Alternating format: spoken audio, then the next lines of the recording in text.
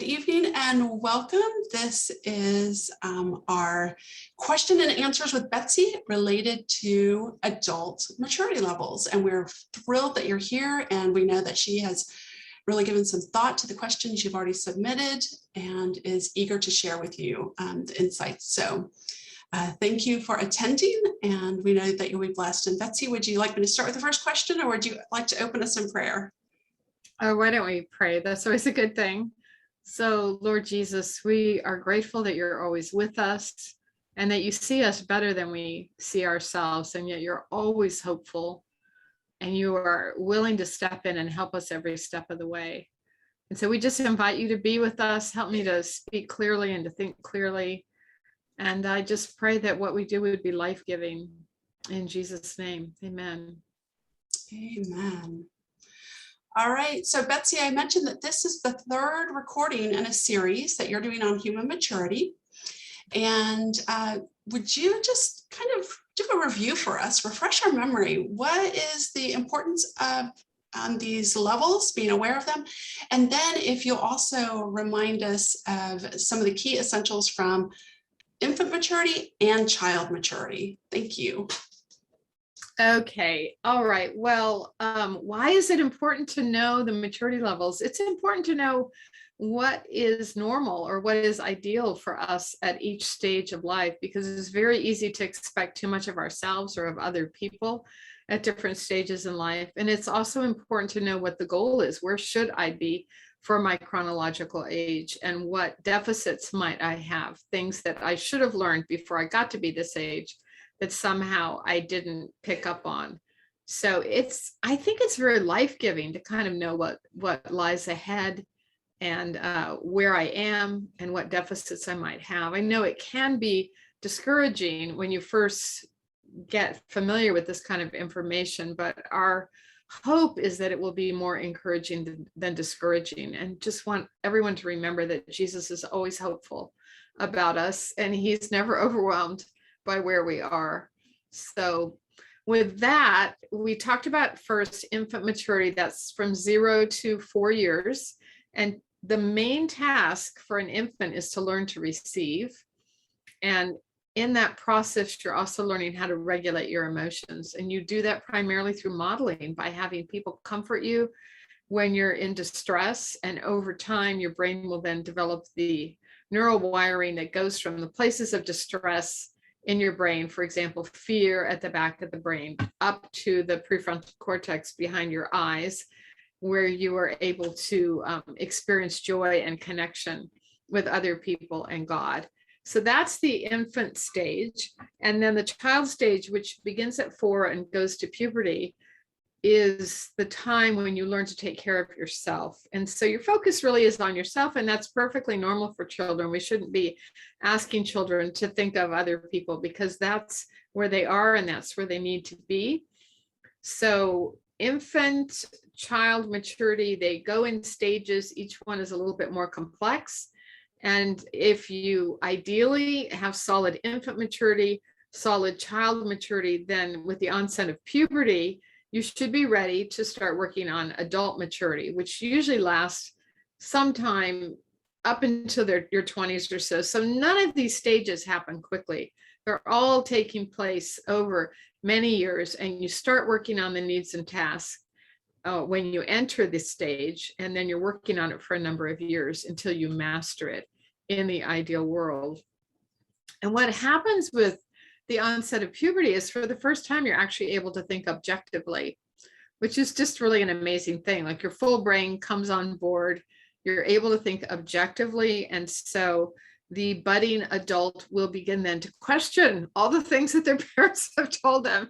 And this can be quite irritating for parents, and even a little scary. Like, they're questioning their faith, they're questioning all kinds of things that before they accepted. But that is actually really normal, because the first time they're able to think objectively.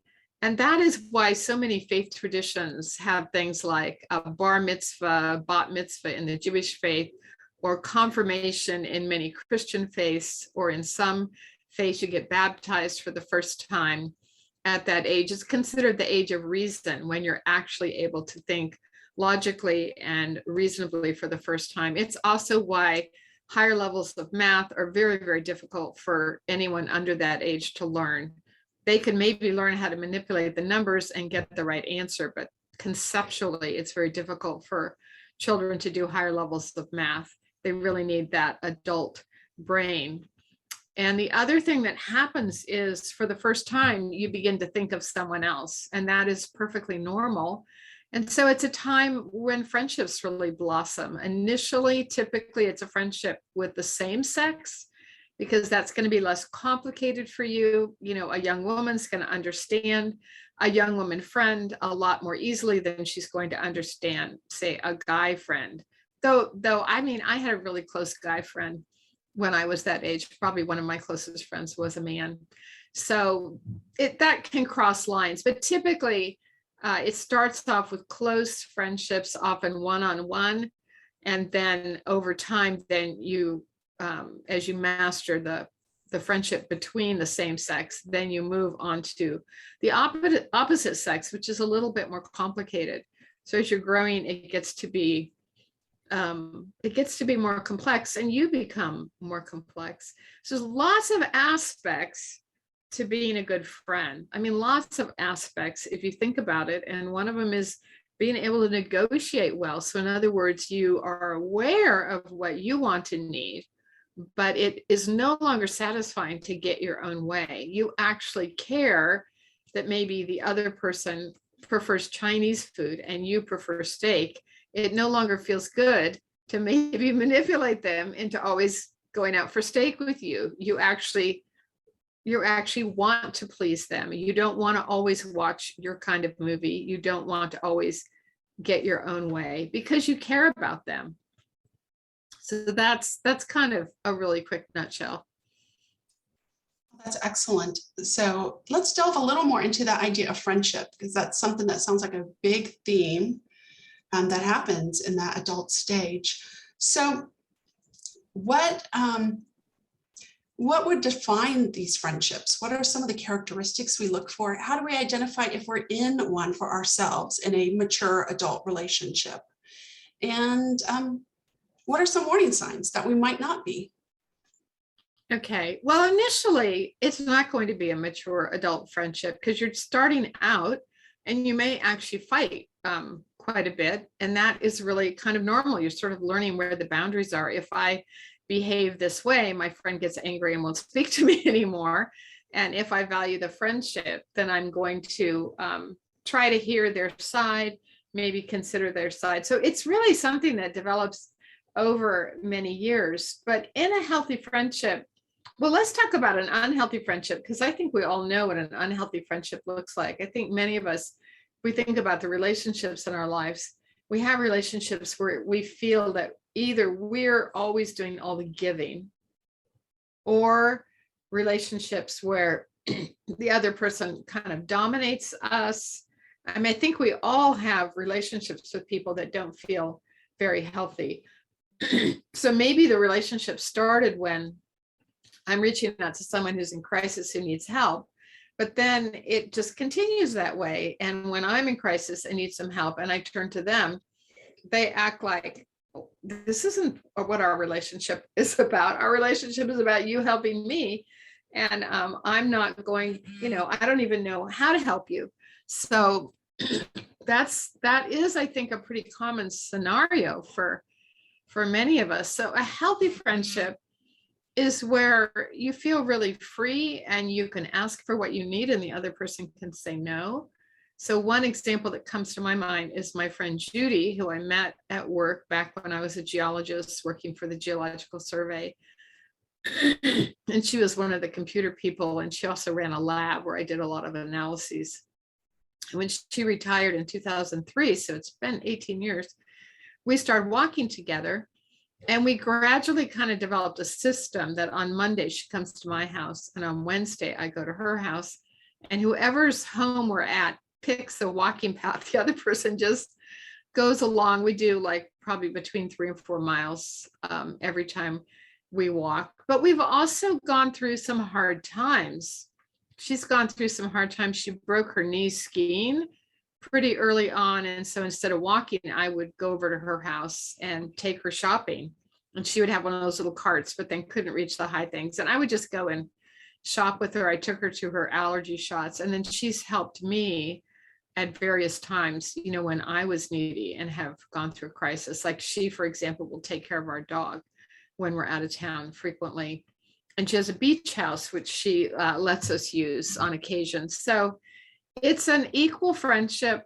I know that she would prefer to walk earlier than I want to get up, but I do set my alarm and get up earlier than I would prefer to get up, because we've kind of negotiated a settlement that this is about as early as I'm willing to walk, and this is about as late as she's willing to walk.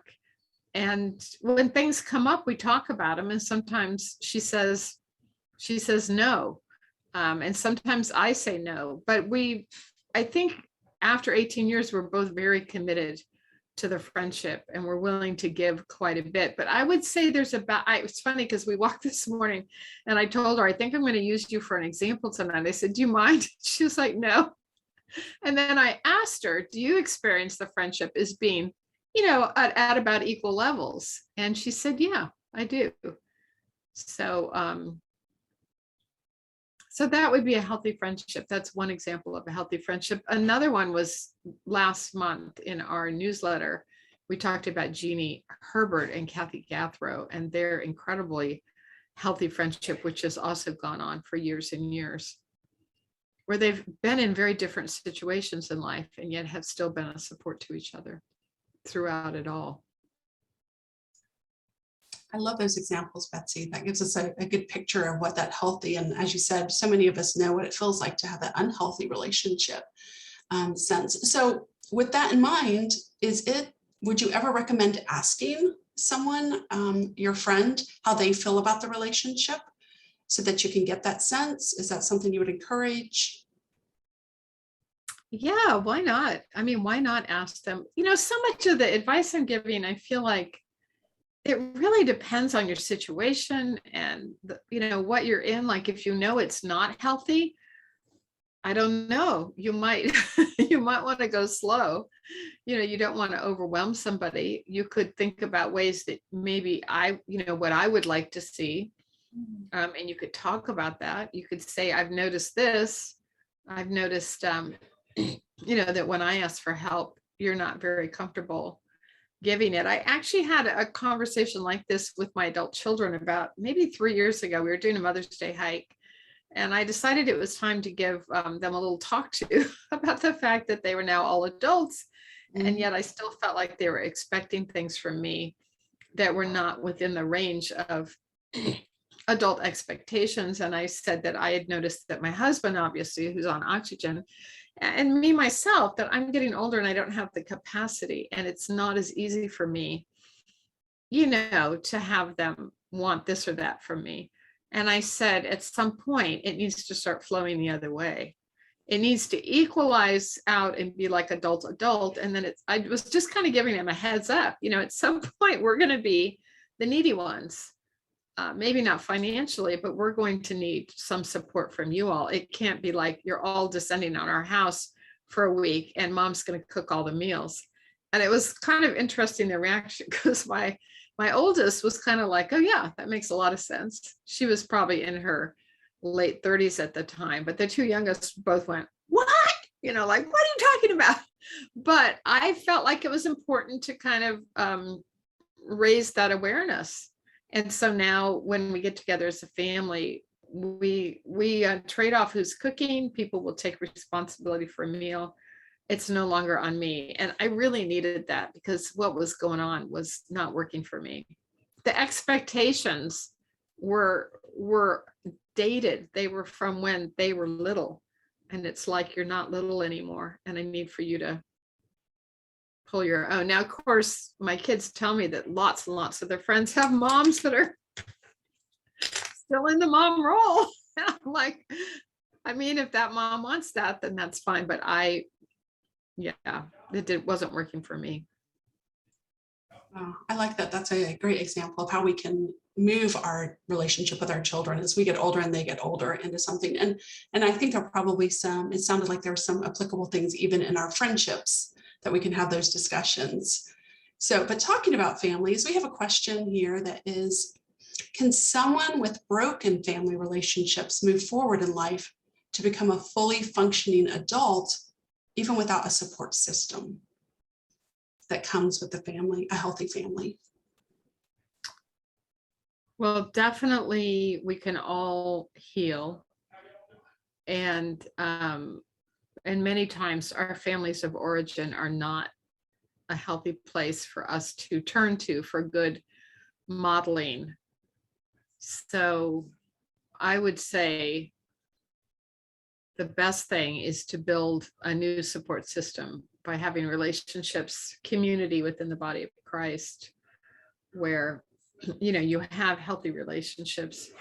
I mean, I don't think I really ever had the ideal relationship with either one of my parents. So, I mean, toward the end of their life, obviously I was the one who had to give to them and take care of them. So, but I think God brought people into my life who were role models, both within the community of faith. I mean, one person that stands out in my mind is the man who hired me when I was 23 years old to work for him as a geologist, Bill Patton. He was just an incredible man. And he was, over the years that I worked with him, I really saw how much healing I got of father wounds by interacting with this man, because he always wanted the best for me. I remember he talked me into going and getting my Ph.D., which was really life-changing and a good decision. And there was only one time I can remember that he was angry with me. And I may have shared this before, but it's clear that he was angry with me and tried to ask him what it was, and he didn't want to tell me. And I finally said, you have to tell me, because, you know, how can we go on in our close relationship if you don't tell me? So he finally told me, and it was something I had actually done that was wrong. Like, I'd been talking with some other scientists and he was there, and I'd given myself credit for something that really he was a big part of. And when he explained it to me, I just said, oh, you're so right. I was really wrong there. And I apologized. And then that was it. So it was a huge thing in my life to have this man that I could actually talk to about things like that, who then, you know, forgave me, and we went on in our close friendship. So I have to believe God brings people into our lives that that help us recover. But there is a great need for mature mother and father figures that, you know, don't become overly controlling and are willing to let people come and go out of their lives and be nurturing to them. So obviously, John on the island of Patmos, or people who were in the gulags, you know, you can be completely alone and the Lord will be with you and he will help you. But I think one of the big surprises for me in forming HCI was I didn't realize how important community was. And I know having community has really impacted me. One of my biggest flaws was that I didn't know how to receive. And so I would give and give and give. And then I was setting expectations for people to simply take from me. And then when I was in need, they reacted in shock. Like, what? You know, because I had sort of, I don't know, somehow I felt safer giving, because then, you know, I wouldn't be rejected. But the reality was everybody has needs. And so I've learned to not have relationships that are one-sided in that way. Because it's a terrible feeling. If you think you're going to give enough, that then people will give back to you. I think you're wrong. I think what happens is they then, whatever you've been doing, they have then an expectation for that. Not that it can't shift, but, you know, it takes some work then to shift it and to say, you know, I feel like I'm doing all the giving and it doesn't feel good.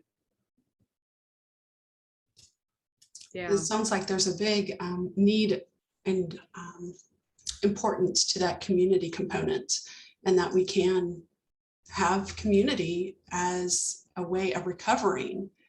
and experiencing the things that we needed to have received in order for us to complete those adult level tasks. That's really actually encouraging. And we learn through conflict too. We really do. We learn through conflict. And, like with me, with my former boss, who now is gone to his reward. But, I learned through the conflict I had with him. So it's not like your adult friendships are always going to be 100% harmonious. I think one of the keys of being at adult maturity is being able to negotiate in a way where both people feel good about the outcome of the negotiation. In other words, you're not trying to pull something over on someone. You're not trying to cheat them. You're not trying to get your needs met at their expense. You are actually aware of your own stuff. And one of the reasons we time sharing at HCI is because, let's say you don't have solid infant maturity and certain emotions overwhelm you and you get into a lot of distress. If you go on and on about it with someone, you are very likely to overwhelm them. And you can only overwhelm people a handful of times and they will start avoiding you. So learning to recognize overwhelm, people's heads go back, they will gaze avert, they'll swallow. My husband always swallows when he's getting overwhelmed. You can see him swallowing. So you can learn the symptoms of the particular people that you know. This is taught in Belonging, Ed Curry's workbook, Belonging. And once you know those, you just have to stop. I mean, I had to learn, I'm going to lose this friendship if I keep doing this. And so no matter how upset I am, I've said my bit and I need to stop. I need to stop and go in my room and cry to Jesus because I'm overwhelming the people I know. And you really don't want to overwhelm people. That sounds a lot like one of the tasks of protecting other people from ourselves. Could you expand a little bit on that and maybe give another example of that? Well, that could be so many things. I mean, it's just could be as many things as there are people, but some that come to mind would be teenage boys are just incredibly strong. And maybe they used to wrestle with their little brothers. And then all of a sudden they have become stronger and they end up hurting them. And it's very easy for them to kind of dismiss the cries of their little brothers or sisters when they're wrestling around together because they don't realize how strong they are. And so it's, for them, it might mean that I'm going to protect the people I love from my physical strength. I remember my son was a football quarterback, wanting to always throw the football with me. And I would tell him it hurts my hands to catch it. And he would be like, oh, you're fine. I won't throw that hard. But I mean, he threw so hard. And I still remember we were standing in the driveway and I was trying to catch the ball and my hands closed around the ball, but the ball had gone past and it went through the garage window. And at that point, the window broke and I said, I'm done. I'm your mom. I don't have to catch the football for you. I'm sorry. This has gotten to be too much. For women, it can be, young girls, the thing they say is to want to be sexy because being sexy is being attractive and you want to be attractive. But the way you dress can be a stumbling block for men. So with my daughters, I would say, I can't let you wear that. That is just, you're a beautiful young woman and that is not going to do good to the world. So it could be protecting some, it's basically wherever you have power, it's not using that power to harm others. So it could be that you're very smart and you don't want to use that, use your huge vocabulary in front of people that are not likely to understand the words that you use. So it's wherever you have power, it's not using that to shame or gain the upper hand with anyone else. That's not what Jesus did, and that's not what we want to do. So with Sam, he was on the football team, and he's told me before it was very painful for him when he'd be in the locker room and he would see the football players ganging up on some of the weaker boys, and it was very painful. So it's standing up for the people of the world who need protection. It's speaking up. Thank you for that. And we have another question that's just a little more specific on that, is clarifying how we protect other people as we share our own traumas with them. So if we're in a sharing situation, and you mentioned a little bit about that with our sharing at HCI and not overwhelming. Could you expand on that just a little bit more? Well, I think it's important to limit yourself. So I am a big talker, and I've gotten to where I will often time myself, and I'll be shocked that like 3-4 minutes have gone by because I feel like I've barely warmed up to the task. But yeah, maybe you need to time yourself when you're sharing. Maybe when you, I mean, I have a friend that I walk with, and we actually time each other. We go back and forth. We give each other 7 minutes, then the other person reflects back, then we switch. So it could be that you limit the amount you're talking. It could be that when you call your elderly mother, you actually are timing yourself without her knowing and stopping yourself from going on too long. It could be that you don't go into detail. You don't need to tell everyone that you're addicted to cocaine. That could be really overwhelming to people. You can say, I'm really struggling with my beats, which is it's an acronym for behaviors, experiences. Now I'm drawing a blank. People and substances, but there's an E there that I've missed out on. So you can just say that I'm struggling with my beats. You don't have to tell them what it is. You don't have to go into detail about what happened to you and possibly overwhelm them. You can learn to read overwhelm cues. So my husband will make a joke in the middle of a very serious conversation when he's starting to feel overwhelmed, just to kind of lighten it. And of course that irritates me because we're in a serious mood right now. But it's him signaling that he's getting overwhelmed. Now, there are people who have high levels of maturity, and they have done a lot of prayer ministry, and they have a strong relationship with the Lord. And some of those people are able then to handle a lot.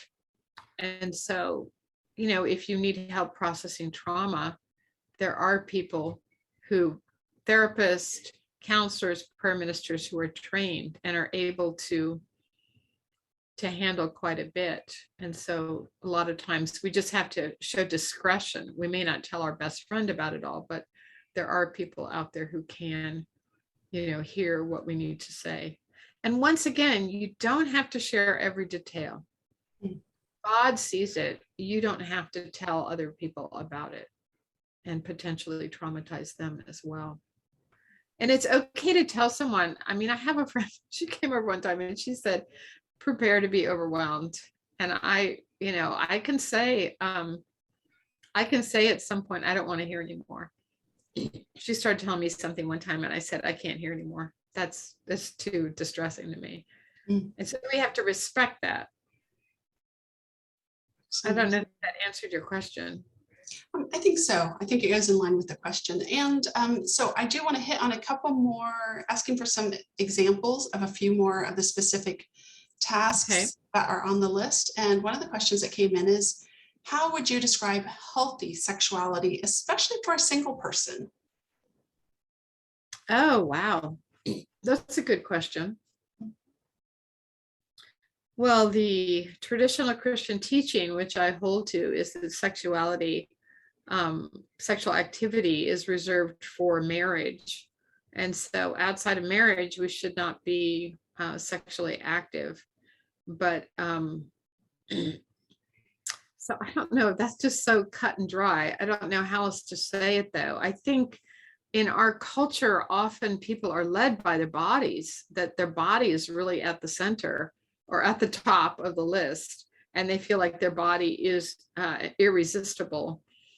And that's really not true. Ideally, God is at the center, our relationship to God. And I think as we practice drawing close to Him, we practice quieting our bodies, we can come to a place of peace with our bodies. But it's something that takes place, I think, over time, as we practice quieting, as we practice connecting to God, as we practice giving the Lord the areas we're struggling in. And, it's no sin to be tempted, but it is a sin to keep focusing on things that are a temptation. And gradually over time, I've eliminated a lot of media input because the media seems to act like our bodies are absolutely irresistible. And instead, we want to grow in Christ-likeness. We want to grow in union with him. And Jesus was a single man, and he was able to live at peace with his body. So I know, I had a really hard time with this in my 20s, and I was quite promiscuous and lived with two different men who were a bit older than I was and had one child out of wedlock. And so it's actually taken, even though I'm married, it has taken a number of years for me to come to peace with my body. And I'm really grateful to be in that place now. But I've learned that I can't read salacious novels. And there's a lot of stuff, TVs and movies, that very subtly give a message that your body, the drives of your body, are irresistible or should not be resisted. And so I just basically don't watch that kind of stuff, to be honest. I mean, if I start watching something and it turns out that's the direction it's going in, then I stop watching it. It means I have to be very selective about what I watch on television, but you can't feed you can't feed the lust in your life if you keep putting all that stuff in there. You're just gonna make it hard on yourself to resist. And I think that taming your cravings, which is a childhood task, learning to tame your cravings, learning that you can resist urges and be victorious over them, I think is really important. And it's not done out of repression, it's done out of freedom. It's out of a freedom that the Lord gives us, where our body is down the list. It's not what's driving us anymore. And it's actually a place of great freedom. That would be a good topic for a whole nother thing to talk about in more detail, because I feel sorry for people where that's driving their life. Yeah. Thank you for that answer, and that different perspective. I think that's definitely different from what we hear in the norm in the world at large, those loud voices. So thank you for that. So another thing that when I got married, it would solve that problem, but it didn't. It was a big enough problem for me that I maybe was helped at some level by marriage, but the root issue was still there. And so I started realizing I can't, I really need to come to God and come clean and not just try to skirt around it. So, yeah. That can be one of our defaults, can't it? To kind of find a way to maneuver around something and not deal with the root cause of it. Mm-hmm. So Betsy, there was one of the skills is learning about returning. You're bringing yourself and another person back to joy simultaneously. Could you expand on that? And especially I was thinking about, does this mean that I'm responsible for other people, how other people feel? Well, no, you're not responsible for how other people feel. I mean, we're each responsible. I mean, ultimately, God is responsible for us. I mean, scripture actually talks about him being responsible for his people. And my friend, Marita, who's my coach, she recently talked to me about that. And she was talking about John 17, and she talked about how Jesus was praying to his Father for his disciples. And he said, you have given me responsibility for them. And so she was urging me to give up the right or the sense of responsibility, because I can feel responsible for the ministry, for myself, for my husband, and it can overwhelm me. And so she was encouraging me to spend more time quieting and releasing that sense of responsibility to the Lord, because he is the one who is leading and guiding us and protecting us, and he is the one who's responsible. But the idea of returning to joy and being able to help someone else is really predicated on being able to regulate your emotions. Because if you can't regulate your emotions, you're not going to be able to get yourself back to joy, much less anyone else. And so if you've if you're able to regulate your emotions, and maybe you're only able to regulate 4 out of the 6, but that's a start. And you can, I'm working now on shame. I'm working on learning to regulate shame. So, we're all in progress and none of this is perfect. But if you can regulate your emotions, then the whole idea with the adult maturity is that you're now able for the first time to think of someone else. And so I'm then able to regulate my upset, and I'm able to think of someone else, and I can then see that person with compassion and have a desire to help them. And of course, with adult relationships, we're talking about 2 adults, which is very different than like helping a child who is going to be more needy and want more from you. So once again, we're starting with the simplest situation of thinking of another person that's about my age, about my maturity level, who doesn't demand too much of me without giving me something back. And, can I then help them? Do I have a heart that wants to help them?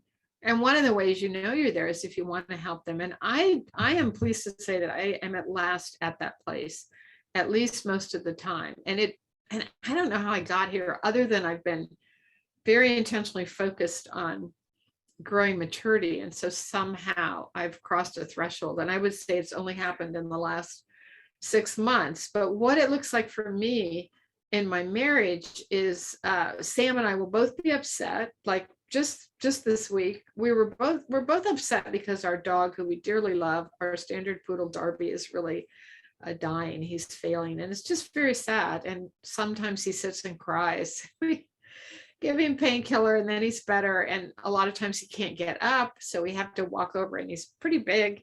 We have to lift him up. And then if we lift him up, sometimes he's then able to walk. And then other days he seems fine, but we know that he's nearing the end. And I could tell we were both sad, and I felt sad too. But I asked my husband, are you feeling sad about Darby? And he said, yeah, I really am. And then I said, well, why don't we just sit and quiet and then release our sadness to Jesus? We were sitting at the table. I think we were getting ready to eat a meal. And he nodded his head like he was ready to do that with me. And so we just quieted and we gave our sadness to Jesus. It took about 5 minutes. So that's an example of, you're upset, the other person is upset, and you're able then to not only help yourself, but you're able then to help them. And it's happened several times recently where we start to talk about something, and I can tell that it has triggered Sam, and he's starting to get a little reactive. And I am then able to stay calm myself, and out of compassion, help him calm down.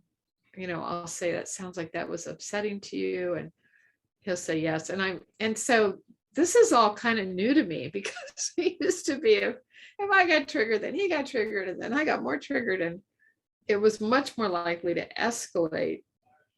But I've noticed that lately,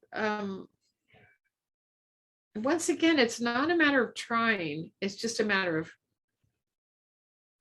I'm there, and I don't get as upset. I'm able to see, oh, that really upset him, and what can I do to help? And then within a few minutes, I'm able to help him calm down by just acknowledging what he's feeling, validating it, maybe praying with him. So that's what that looks like, is that, it is something hard maybe, but you're pretty quickly able to calm yourself. I think some of it is that my faith in God has really grown. I've gone through a lot of hard things, and I feel like I'm seeing more and more that the Lord is the only one who knows what I truly need, and that He is bringing me through these hard situations. And so even today, as we were driving to go walk with Judy and John, now my husband's walking with Judy's husband. This is fairly new, but the 2 men are walking together as well. And I just had such a strong sense that even though there's things I wouldn't want to have happen, that only God knows what needs to happen. for me to be formed into his likeness, and that ultimately he is the only one that I really have to have. Though gosh, it feels sad about Darby, and of course Sam, is having health challenges too. I'm not saying that there isn't grief. I'm just saying that ultimately it comes down to knowing that the Lord has us at a level far beyond anything we could imagine. I don't know if I'm actually answering your questions. I feel like I'm kind of digressing. I think that you gave some really good small steps and examples of what it looks like in a relationship. And I appreciated the reminder that this is between adults. It looks different perhaps when we're helping a child, someone at a different maturity level, return to joy. But also, I really appreciated that you brought out the role that God has. And in fact, we had another question here that is God's love enough when the love from family is missing? Ultimately, yes, God's love is enough. But I do believe God made us to need people. And obviously, there are situations, where you're like the only Christian in a Muslim family and you have to hide your faith, and the Lord is enough. But I think ideally, we do need friends, other people to share life with. But it does not have to be our biological family. So I don't know if that answers that, but for many years, for 4 years, I was a single mom of a newborn all the way up to I married Sam about 2 weeks before she turned, or no, maybe a month and a half before she turned 4. But it was just the two of us, and the Lord was very near to us. And we had friends, but I didn't feel like anybody really understood what we were going through. Yeah, that can be hard, but I think you mentioned that finding the community where it is and where God brings it can be very encouraging in seeking that out. And I know that's something that we really strive to be at HCI, a healthy community where people can connect and engage. Yeah. And we hope that when people take classes or do leadership development or come to Daily Connect, that they develop a sense of community. I know there's a group of people who come to Daily Connect every day, or at least a couple times a week, who are very regular there. And over time, they've gotten to know each other and are forming sort of a community where they're able to share their struggles briefly and their joys briefly. And it's not so much what happens during a one-time 1 hour period. It's what happens over a period of time. And then the spiritual exercises that we're doing also are helping you connect to God and receive his comfort and love. And so much of the Christian life is not made of dramatic moments. It's made of daily practices that you're doing over a long period of time that slowly change you. That's encouraging. I mean, it maybe immediately doesn't feel encouraging because we like that quick fix, but it's encouraging that small changes over time make a difference. And I think you gave an example of that before, where you said just even 6 months ago, you've seen a change of something that you had noticed. So it's never too late to make those changes and for God to act in that. Another one of the tasks that we have is related to our main characteristics of our heart and developing those. Could you tell us a little more of what that means and examples and suggest ways to do this? How do we find out those main characteristics of our heart? Well, that's a really big topic, and we do a whole teaching on that in leadership development. But the idea behind it, and this came from the life model people, is that we each reflect some aspect of God's huge heart. And so what that means is that we'll have a passion for certain values. So it could be anything. It could be truth. It could be injustice. It could be courage. I mean, it could be all kinds of things. And there are lots of ways of getting at that. One is, what is painful to you, like what hurts. So maybe for me, it might be being misunderstood. And so a heart value for me might be understanding, understanding someone, or maybe empathy. So when we did this exercise, I wrote down about 10 different things and I put them on my bathroom mirror, and I occasionally look at them. In fact, I looked at them this week, trying to come up with a one sentence, that kind of encapsulates what I think are the important things. And I know one thing that has kind of risen to the top is truth and honesty. That's just like so important to me, to be completely truthful, to be completely honest. And that came up because there's a situation with a close person in my life where they were registered in their car in a different state than the one in which they live. And that just really bugged me because it felt dishonest. And they kept telling me how it wasn't a big deal, but it just was like, oh, I'm having a hard time letting go of that, because in my family, like, honesty was this huge deal, and that just felt very dishonest.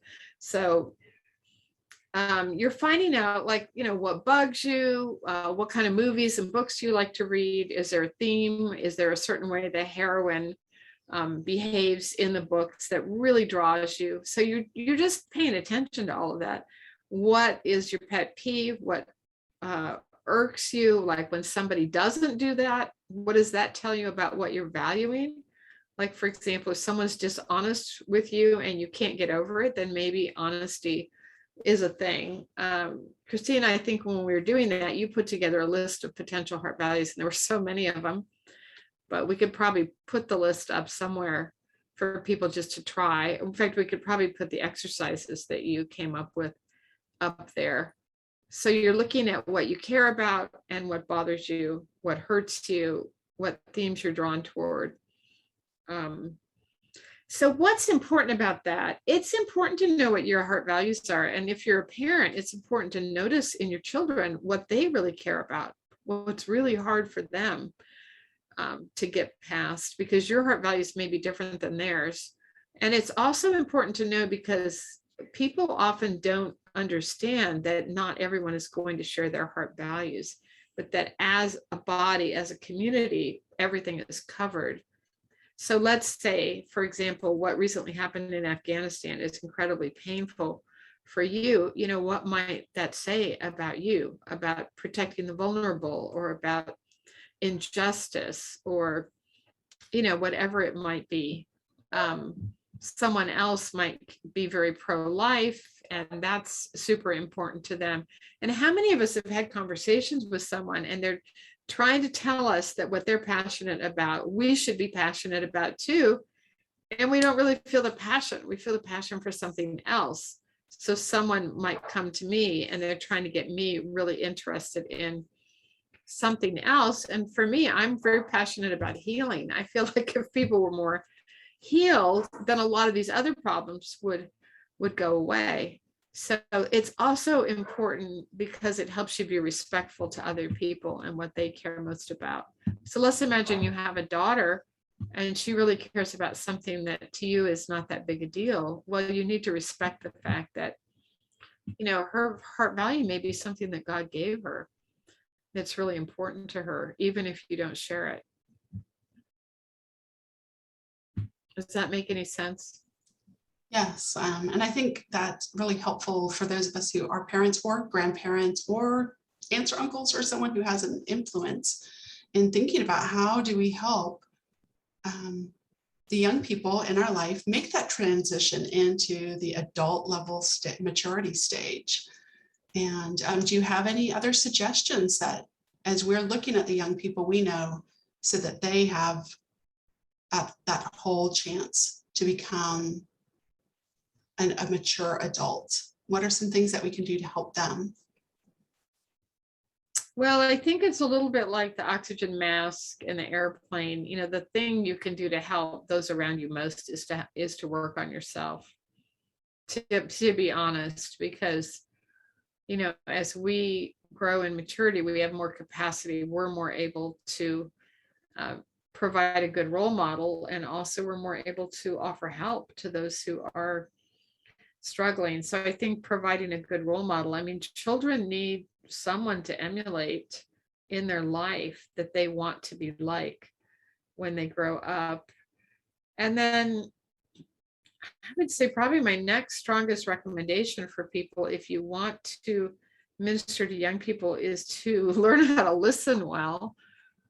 I at least know how to do it when I'm thinking of it. I don't always do it well, but learning to listen well is really important. And probably one of the saddest things I observe in families is parents who do not listen well to their kids, don't take their kids seriously, just dismiss their concerns. And when I've worked with families, I very, very often hear that the children express the view that the parents don't really listen to them and don't really care about what they care about. So I think learning to listen well. And then I think it's important for kids to kind of know what they should be working on. It's a little hard because if there isn't a good relationship of trust and the kid feels like you don't really hear them, they're probably not going to want to engage with you on maturity stages. But you can rebuild that relationship. You can maybe share, your own experience working on maturity stages and some of the deficits you've discovered. It probably will be no surprise to them, and how you've engaged with God in your community to recover. And that might interest them. But if there is a good relationship, I think it's great to maybe help them see this is where you are, and this is what you should be working on. And these are the things in the ideal world, without putting pressure on them. These are the things that ideally you should have learned by now, or maybe, so that, to have a picture of where you should be and where you're heading. For example, it's really important for young people who are starting into the adult stages to develop a group identity. And that can be hard for kids because in this age, a lot of kids are on their computers all the time, and they're not really forming the friendships that they need to fully mature, friendships where there's going to be some disagreements and some give and take. And you're kind of learning how to navigate relationships by the pushback you get from the people in your life. And, what does one do if their kid is headed toward becoming a loner? I think that's a challenge. I think you can ask them if there's a youth group a friend goes to that they might want to join. I've known whole families that changed the church they attended in order to have a youth group that their child actually was excited about. During COVID time, this gets to be harder. Maybe there's a common interest. Maybe they love art or they play volleyball. You can go out of your way as a parent to help them connect, maybe help them identify kids they'd like to be friends with, teach them how to listen well. I think so much of this advice I'm giving is without any context. And so you have to start with where you are with your kids, and you have to slowly repair any damages and move toward a healthy relationship. And sometimes as a parent, you're not the right person to do it. Maybe a youth pastor or even a therapist. We've gotten therapy during different periods in our life. Maybe a good therapist can help. But ultimately, in an ideal situation, I would say helping them connect with people their own age, doing what you can to facilitate that, even if the person they're closest friends with is on the other side of town and it takes you a long time to drive there.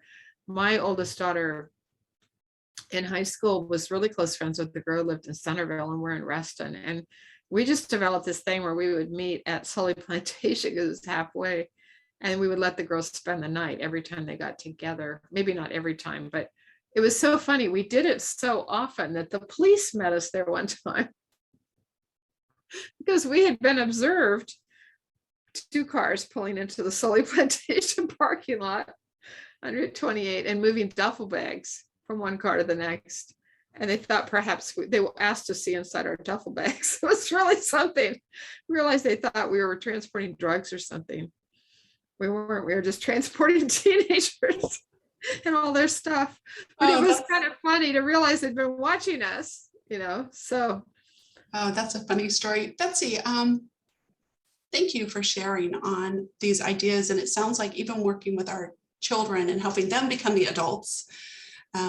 I love that you said first put our own oxygen mask on, because that impacts all of our relationships. It's not just our relationships with the young people in our lives. It's our marriage, our friendships, all of those things, and the importance of community in developing these skills. As you mentioned, bring in other people. It might not be you that is the person who might help them with a particular skill directly. They might need some other help. So we do have a couple more questions. I'm going to defer. I want to acknowledge, but I'm going to defer. Someone asked, how does one listen well? And I have a suspicion that that might be a useful question to add on to our next question and answer, which is related to parenting level. And and maybe next time we talk, you can expound on that. We'll take note of that. So thank you for that question that came in. And someone asked about how we can share those heart values. I'll give a quick answer though for the listening, because we years ago, like 30 years ago, discovered this class, Listening for Heaven's Sake. It's taught by Equipping Ministries in Cincinnati. We've been teaching it ever since. It's really it's a fun class, and it's very instructive, and they offer it multiple times a year. So they're in Cincinnati, Equipping Ministries International, and you can take their class, and then we offer it whenever we have a teacher who is ready and willing to teach it. But it's a good method for learning how to listen. Thank you for interjecting and putting that in there, because that will be useful information, a good answer for today, for sure. And someone asked about sharing the heart values. And I think probably maybe the easiest way is either I can add it to our next newsletter, which will come out at the end of September, or we can put it under resources on our website, and people will be able to access it there. It'll have to be cleaned up a little bit to be able to put it out just for general use. And so did hear that request, and we would love to help you with that. And we'll either way, we'll put it in the newsletter so you know how to access that. This recording will be available on YouTube, and as are our other ones for infant and child level maturity in the next day or so. And usually I send out something to let everyone know that that'll be out and available. And next month is on the parenting maturity level. So you can already start thinking about your questions for that. We would love to receive those and have that. And Betsy, we're actually at the 7:30 mark, but would you like to just have a final word or two? And then I'll stop the recording, and then anyone who wants to come on and just say hello. Betsy would absolutely love that, and so would I. I think I'm good. I think I'm good. So it's just really, it's wonderful. I think it was a great idea, Christine, to just start doing these Q&As, and you don't realize how much you know until people start asking you questions.